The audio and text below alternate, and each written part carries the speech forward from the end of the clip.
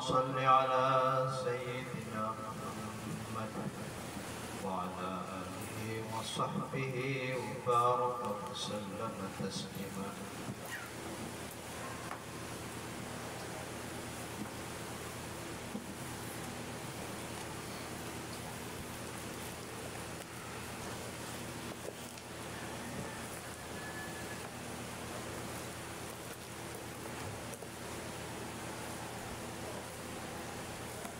قال المصنف رحمه الله ونفعنا بعلومه في الدارين. فصل.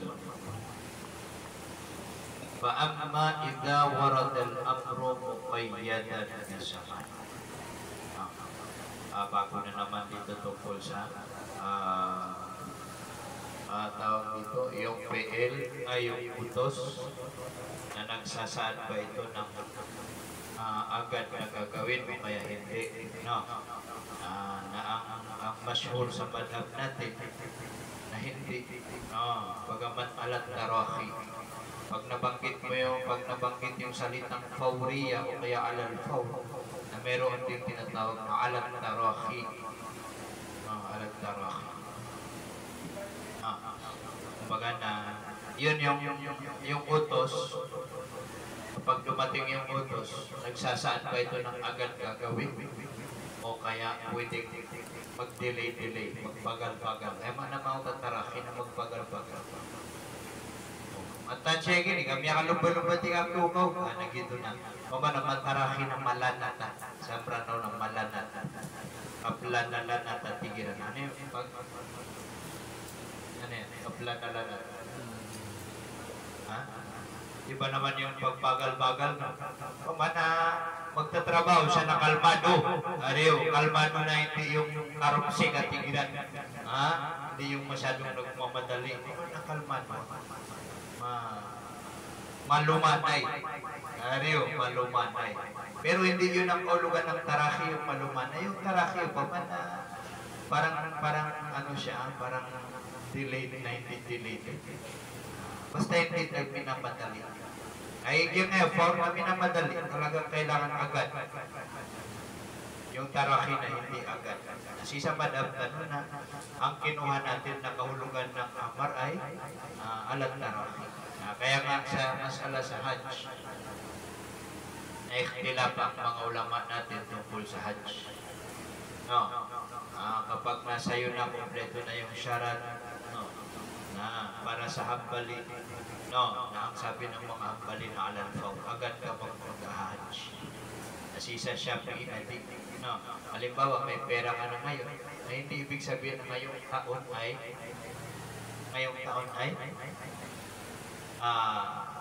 tawag dito, mag-Hajj ka. Pwedeng ilang taon pa. Pwedeng ilang taon pa. Maliban na lang kung yung tao ay meron ding panahon na yung tao talaga kailangan niya nang gawin agad.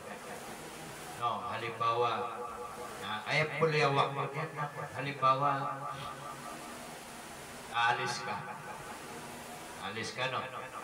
Alam mo yung luhur at saka asar na malawak ang wakto niya. Ariyo, halimbawa, aalis ka ng alas 2. Yung luhur na alas 2 hanggang alas 3.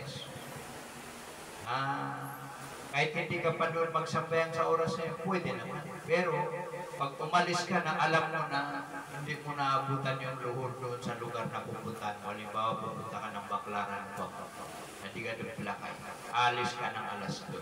So, yung magiging wakto mo na magiging mutayak, magiging hipit yung wakto mo. Ito yung pag-aaralan natin dito. Ito yung tatalakay dito doon sa kapag yung utos ay merong nakatalagang oras. Ito kasi yung unang pinag-aralan natin na yun yung utos na walang nakatalagang oras. Yung sabi niya, al-amru hal yaqtadil alal faw o kaya hindi. Na yun yung walang nakasangkot na oras. Basta inutusan ka na, kumbaga na anytime. Anytime mo ba? Halimbawa, sabihin ko sa'yo na, ay, mga Moren, alis sa buwan na yung buwan ha?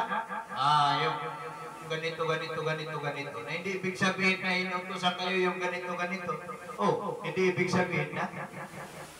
Anong tawag dito? Hindi ibig sabihin, halimbawa, ibilad ninyo yung rag. Ibilad nyo yung rag ha? Alis ako. Hindi ibig sabihin doon sa time na nagutos ako, bibilad na nyo agad. Hindi madhabdan. Kung ang madhab natin hambali, daspat na, bibilad na nyo agad. Ariyo, nakisirap tanong natin, alat tara. Ariyo, hindi natin agad-agad nagagawin. Kaya lang. Ariyo, kaya lang. Nilay niyo, may kalingkot ng langit. Nakita ninyo, dumilim na ang kalangitan. So ano yan? Palatandaan ng? Palatandaan ng? Uulan. O ano palatandaan ng uulan? Palatandaan ng uulan. So, kung hindi mo ibibilan agad, yung ibibilan na hindi mo magawa. Ariyo, na pagdating ni Ustad Mulvi, pagkakalitan kanya, hindi mo nabilan.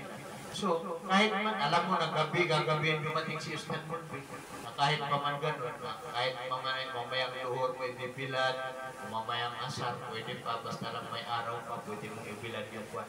Ay, ang problema, na nakita mo medyo patilim na yung buwan. Kailangan na may isagawa mo yung pagbilan. Daw hindi mo isagawa yung pagbilan. Ang mahalaga man na nagawa mo. Ariyo, kasi yung pagpapatuyo, hindi mo na yung trabaho na yun ng Allah. Tulad ng sambayan, na ang trabaho gawin na yung tanggap o hindi tanggap, na yun ay trabaho yun ng Allah, hindi mo yung trabaho. Lagi na tumampo pa ma. Matuyo at saka hindi matuyo na, hindi mo yung trabaho. Ariyo, ang trabaho mo, ibilan. Ariyo. Gitu. Tapos nakita mo nagdilig na. Gito na, kung tutuusin na pwede sa'yong ibilan mo mamayang afternoon. Ngayon, halimbawa, inutusan ko kayo ngayon, namilay ka ako. Na yung oras mo, yung utos sa'yo na dapat ay pwede mo gawin mamaya na hindi mo na pwede pagpaliban. Kailangan naman ng hilain kasi nagdidilim na. Ariyo, nagdidilim na, kailangan ibilan mo na ka. So yung oras mo, imbis na malawak yung oras mo para gawin mo yung utos, nagiging masikip yun. Yan ito. Kaya nga merong issue sa mga ulama natin kung sakasakali na yung isang brad yung tao ay madhab natin na muwasa. Ang madhab natin yung sambayang na luhur at saka asan malaki ang oras yan. Ariyo, kahit saan mo dyan gawin yung sambayang na luhur, may problema lalakaw ka. Alam mo na pag umalis ka na dumating mo, pumunta ka doon sa pupuntahan, na mahirapan ka doon magsambayang ng Lord. Sa madaling salita, hindi ka doon makapagsambayang sa Lord. Magiging kapos yung oras mo pa ma. Doon sa pagdating mo, halimbawa, pupunta ka ng Baklaran pa. Na anong oras ang alis mo? Alas 2 pa. Hindi nga kasong sa Baklaran na alas 2 ka alis dito na imposible makarating ka doon na makaabot ka pa ng magsambayang ng Lord. So, ano yung sambayang? Ariyo, yung sambayang na hanggang ang wakto lang yan hanggang alas 2. Yung normal na tao, pag hindi ka aalis, hanggang alas 3 yung luhur. Pero, pag ganun na sitwasyon, na ang naging oras na medyo masikip. Masikip. Ibig sabihin na kailangan na bago mag alas 2 na umalis ka na makasubayan. Katulad halimbawa ng Hajj. Kasi ang madhab natin sa Hajj na pwede natin i-delay. May pera ka na, kompleto na, lahat na meron. So sa atin, hindi mo naman sasabihin agad-agad. Maliban lang kapag kodo yung Hajj mo. Kag ito'y kailangan na alal for you. Ariyo, kailangan agad-agad yun na gagawin mo. Ayan, dalilo pa ma. Pero yung hindi mo pa ginawa pa, hindi ka pa nakakaalis. Meron ka ng pera, kompleto na. Ariyo, na ayaw pakasal yan, na anytime mo gawin. Pero nararamdaman mo sa sarili mo na parang mamamatay ka na. Ariyo, Namiya, wajib mo na sa iyong tarago na pangahadyo. Hindi lang bigyan. Ito yung tinatatalakay niya dito, bigit kumulang. Na gano'n yung kanyang sasabihin. Kaya nga sabi nga dito, paslon. Paamba idha warad al-amru muqayyadan bizamanin nazarta. Patungkol kapag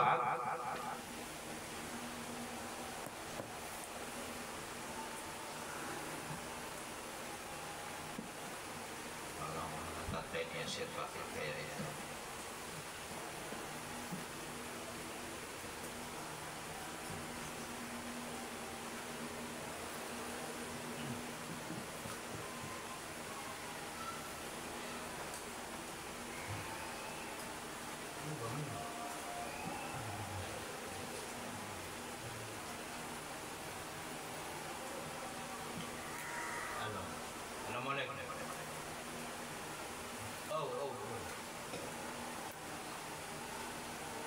Uway.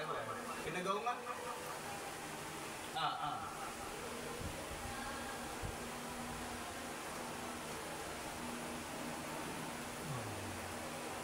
Abuso?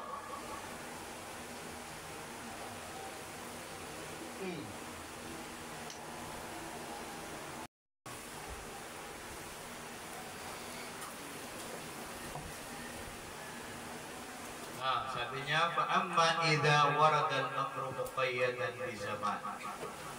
Kapag dumating yung utos na may kasamang oras, ibig sabihin na may nakalagay na oras. Inanima na takyid, kayyada, tinalian, kaya sinangkutan, sinabitan ng oras. Ibig sabihin, kung dumating yung utos na may oras, nakatalaga yung oras, nazar, tingnan na siya. Ilan? Tingnan. Yan tingnan mo kung yung oras na yun na kumbaga na mauubos ba niya yung gawain o hindi. Lagi-lagi yung tapya manututan mo. No. Sabi niya, paing ka na zamano yastagripul ibadata. Yung emphasis na patap sila. Paing ka na zamano yastagripul ibadata. Na kung ang kalagayan ng oras na nakasabit o kaya na sinama doon sa utos na yastagripul ibadata, na mauubos na yung ibadat. Kasi pag halimbawa, sabi niya kasawmi fi syahri Ramadan, tulad ng magpuasa sa buwan ng Ramadan, na lazimahu fi'luha alal fawri. Wajib sa kanya na gawin niya ito alal fawri, agad-agad inda dukhulil waqti, sa oras ng pagpasok ng waktu. Kasi yung Ramadan, na pag dumating yung waktu ng Ramadan, doon na mag-uumpisa yung utos. Nakagiti, ang buwan ng Ramadan na 30 days, na magpupusan ron, talupulo na sakto-sakto lang. Hindi man na siya stagrik. Hindi pwedeng katulad ng sambayan, na magsambayan ka ng luhod, na meron pang oras ng alauna, pwede pa, 1:30, pwede pa. Nakagiti, hindi ka pwedeng mamili kayong buong Ramadan na yun, nagiging ni wajib. No. So, dahil doon, yung kanyang magiging waktu ay puturo na mubayak. Waktul mubayak. Ibig sabihin yung waktu niya masikip. Ariyo, nakapag-waktu niya masikip ka, rubo tama. Katulad nung binigay natin kanina, halimbawa, aalis ka. Ariyo, namilay nga bitin yung waktu. Naaya bumibalo yung waktu na instead na ang waktu ng luhur mula alas 12 hanggang alas 3, namimbolo yan, ikaw sa araw na yun, namimbolo yung oras ka na alas ng alauna tama sa, hanggang alas 2 na. Hanggang alas 2 na. Depende. Saan kagtukuan? Tulad ng mag-hajj. Yung mag-hajj, ay binigay sa kanya na walang anliw pa. Ariyo, bahala ka kung kailan mo gawin. Importante, makapag-hajj ka. Importante, makapag-hajj ka. Sa JKD mo. No, pero, pag naramdaman mo sa sarili mo, nawawala ka na. Ariyo, na wajib na gawin mo na ka. Wajib na gawin mo na. Kung namiyagdam ka, kanigan-gan isakit, natiga sa sarili mo, parang hindi na ako aabot pa sa susunod na taon.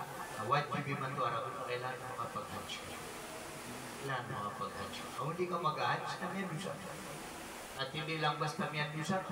Yung iiwanan mo na kayamanan ay wajib na mag-obliga, wajib na merong ibubukod doon sa may iiwanan mo kayamanan. Halimbawa namatay ka na hindi ka nakapag-hajj, wajib na magbukod ka. Ino ito, nakagib niya mga oras.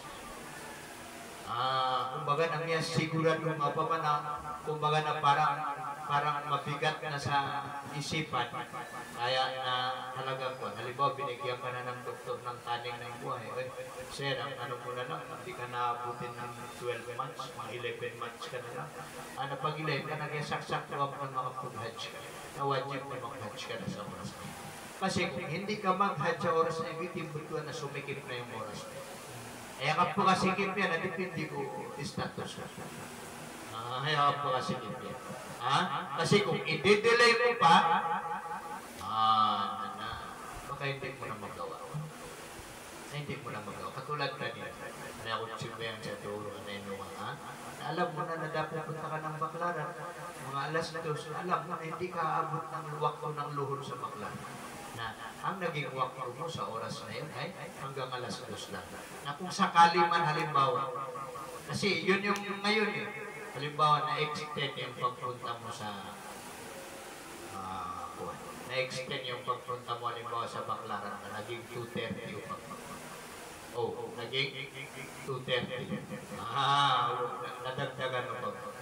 Oh, nakayong doon sa unang pagdating sa'yo ng pagkawajib ng sambayan sa'yo na nung alam mo na alas 2 na ito, may sambayan na 2:15.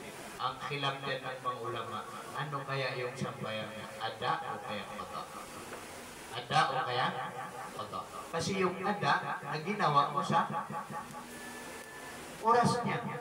Nakagiya sa manuto na dahil sa alis ka na sumikip yung oras mo, eh buhay bugay na agama. Ang binigay lang sa'yo na agama na oras mo na taman sa alas 2.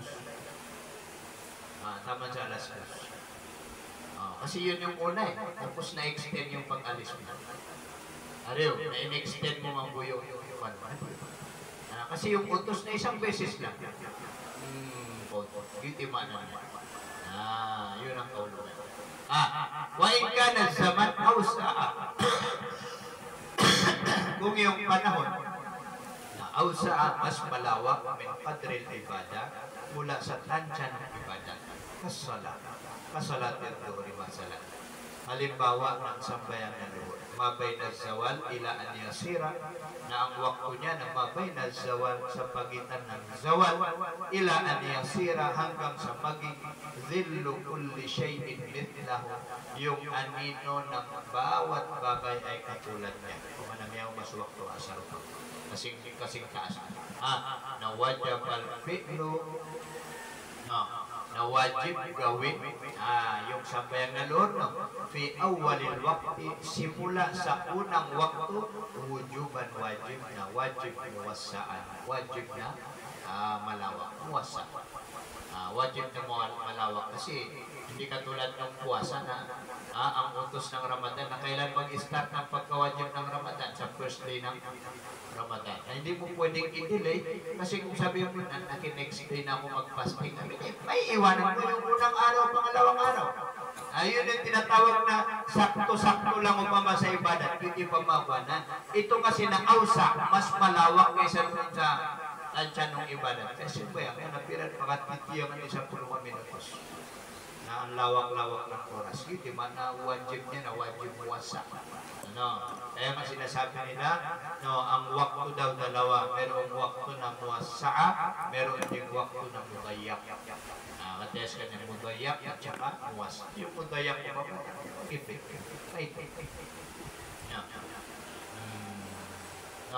Ang katulad ng mudayak mo pa man, katulad ng kolja din ng madhab ng Shafi'i patungkol sa sambayang na Maghrib.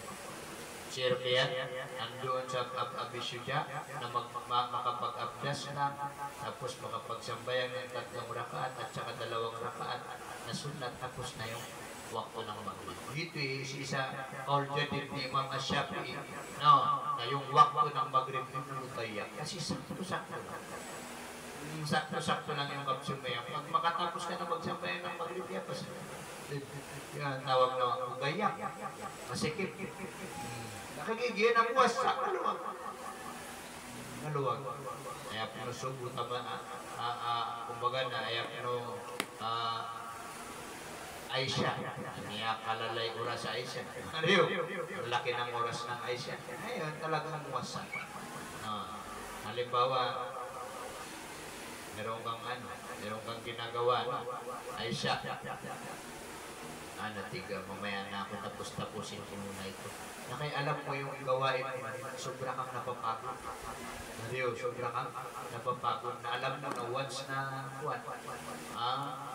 makatulog ka ba? Makatulog ka na alam mo na subukan mo ba ka na. Masama ito na yung oras mo na naging ibayak. Halimbawa, Aisha na alas 8. Gamay ako. Higay ka muna. Yung style na higay ka. Higay ka. Alam mo na alas 9, hirugan mo pa. Na pag nakatulog ka na yagbangan sa subo na yung kapwakan. Kaya magiging wakto mo na doon lang sa pagitan ng alas 8 at saka alas 9. Igag ko pa kayo lumakas. Eh kung halimbawa hindi ka makatulog, alas 10 ka pa makakatulog, magsasambayan ka halimbawa ng isa na 9:30. So isya ka ng pag kilap ang mga ulama. Kasi sumisikip yung waktu mo, depende sa istita. Depende rin natin. Kasi ikaw yung inutusan. Binigyan ka ng syariat, kumbaga, sa madhab Shafi'i na binigyan ka ng lauda paro, binigyan ka ng pagkakataon para gawin mo yung utos. Pero kailangan magawa mo yung utos doon sa binigay sa'yo ng mga waktu. Na kung alam mo na hindi mo magampanan yung oras doon sa anak mo liya masikip sa waktu, palit ng palit. Hanggang sa, o pamanaya mo po liya waktu, para subusip-sip ba yan? Halimbawa, alis kayo ngayon na pupunta ka ng Batangas o pa. Ngayon ay pamanay, matulaluhon, di man. Kaya di ka di maninimot, di ka siya kung subayan sa doon sa Batangas. Gumagano'n-gano'n, hindi na yoro, lakad. Yoro, lakad. Mga after 15 minutes, ang lalakaw kami. Buwak ko, aluhon ka na 15 minutes. Kailangan na doon sa loob ng 15 minutes na magawa mo yung sambayan na doon. O kung hindi mo gawin doon sa sambayan na doon, susambayan ka na bibulayan pa to. Yung pala na hindi dumating yung sasakyan, ginawa na pulaw-law. Hindi pa dumarating yung sasakyan, nag-grab ka, pinindot mo na. Nakalagay doon na 15 minutes. Na yun yung tinatawag na wala maalamdan. Kumbaga na yun yung nanaig sa isip mo na talagang 15 minutes na darating na yun. Pero pwede pa yun matraffic, pwede pang maging 25 minutes. Ganun. Pero dahil doon na humantong yung ijtihad mo na hanggang doon na yung waktu, yung 15 minutes na kailangan makasumbayan ka rin sa loob. Hindi ka makasumbayan sa loob na yung isang foul sa mga mandag, kagyan ang asahan, tsaka yung kabil niya, na kung lumagpas ka doon ng konti, sa 15 minutes, nakapagkasusumbayan. Yun ang sabi ng isang foul sa mga ashab ng Shafi'i. Yung isa naman, tawag dito, sabi nila na pwede naman kasi hindi ka naman nawala sa totoong waktu. Hindi mga titigil ano po. No? Kaya nga sabi niya dito, tingnan. Kung sabi niya na sakto lang doon sa ibadat, ang tawag doon na tinatawag ng mudayak. Ay, puturong mudayak. So kapag ang mudayak, kailangan gawin mo. Kailangan gawin mo. Gitit pa ilan yan.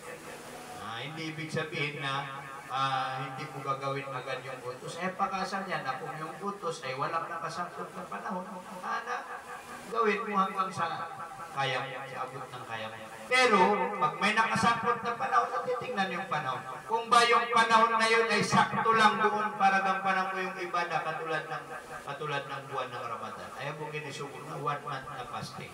Hindi pwedeng i-delay mo. Kasi kung bukas ka ba magpa-fasting, first day na ngayon ng Ramadan, naiwanan mo yung isa. Kailangan na gawin mo na agad. Ayun yung tinatawag na waqtul mudayak. No, patungkol naman dito sa waqtul muwassa, ano ang problema? Thumma ikhtalafu hal yajib wal azmu fi awwalil waqt. No, tapos nakhilaf sila ng mga ulama. No. Mga ulama dito ng mga usul. Hal yajibul azmu fi awwalil waqti? Wajib ba magniyat fi awwalil waqti mula sa umpisa ng waktu? Yani mas'ala dito sa muwassa. Nakhilaf sila. Yani ikhtalafu fi al-zaman al-muwassa. Nakhilaf sila sa wujub muwassa o kaya sige na wujub muwassa, wujuban muwassaan bi zaman. No, wujub muwassa nakhilaf sila ay fil wajibil muwassa. Nakhilaf sila ng mga ulama usul patungkol sa wajib muwassa. Al yajibul azmu fi awwalil waqti, wajib ba magniyat sa umpisa pa lang ng waktu, badalan anis salati, kapalit ng sambayang agad. Badalan anis salat ay badalan anil fi'li. Kapalit ng fi'il agad. No. Paminhum man lam yujib. Yung ilan sa kanila na hindi niya inobliga. Hindi niya inobliga magniyat. Dan yan inobliga magniyat. No. Dan yan obliga magniyat. Sa tanong na yung balabor ni Ira-Ira di pamiti. Kasi ito na syubahat may khilaf dito, may malakas ang syubahat ng khilaf dito. So ang mas maganda na mag-ihtiyat. No, kahit pasabihin natin na ang call na asa na hindi ka magniyat, gagawin ko, tapos mamaya mo nagagawin. Doon pa lang sa pagdating ng waktu na niyan. Ay, baratiyan mo ba manasang ko yan? Jump. Rio, sambayan ka jump. Magsambayan ka ng jump. Anong jump? Jump takhir. Na kailan mo ininiyat yung jump takhir? Doon sa waktu ng luhur. Yan na. Doon mo ininiyat sa waktu ng luhur. Pero doon ka magsasambayan sa waktu ng asar. Pero kailangan na siguwak mo alun kung makapniyat ka. Makapniyat ka. Halimbawa, kung katulog ka, babalik na naman tayo sa muwasa at saka what? So ngayon, hindi mo pagagawin dahil sa magniniyat ka ng jamut takhir pa ba? Na dapat na doon pa lang sa umpisa na makapniyat ka sa sumbayan ka sa jam. Kung di ka makapniyat, na nagising ka na alas 5. Rio, na sa travel ka. Sa travel ka, nagsakay ka ng bus, alam mo ng mga alas 5 bago mag-stop yung bus. Mapais na kinilalim ba yung mga tao. Hindi naging nga kat-reveal sa mga wawata na yun. Pais na kinila yung tao ko. Hindi na alas 4 pa. Yung alas 4 na yun, lagpas na yun. Asar mo. So magsasabayan ka ng jabot akin. Problema na kami niyat. Yung ilan sa mga ulama, nagsabi sila na hindi nila inobliga. Alam, yujib ay al-azma. Hindi nila inobliga yung pag-azam. Waminhum man awjab al-azma at yung iba naman na inobliga nila yung azam. Nagpinagniniyat na nila yung tao.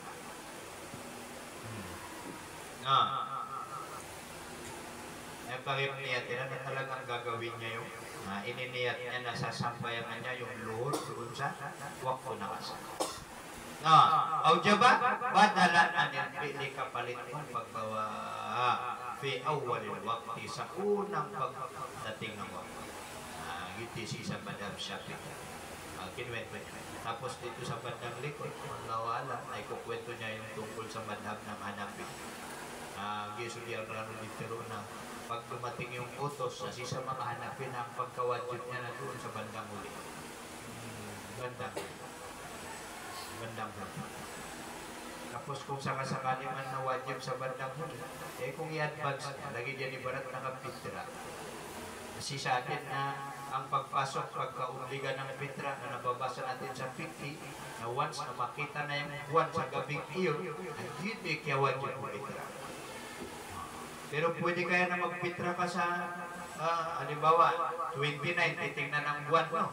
Nasa 27, pwede ka na kaya magpitra o kaya yun yung mas alat na i-advance mo pa. Pwede kaya yun o hindi pwede. Kasi ang pagpasok ng waktu ng pitra, actually, inasulda Ramadan. Inasulda Ramadan. Pero ang pagkawajib ng pagbibigay ng pitra, masiko kaya wajib yan naman, kaya patut yan butaw.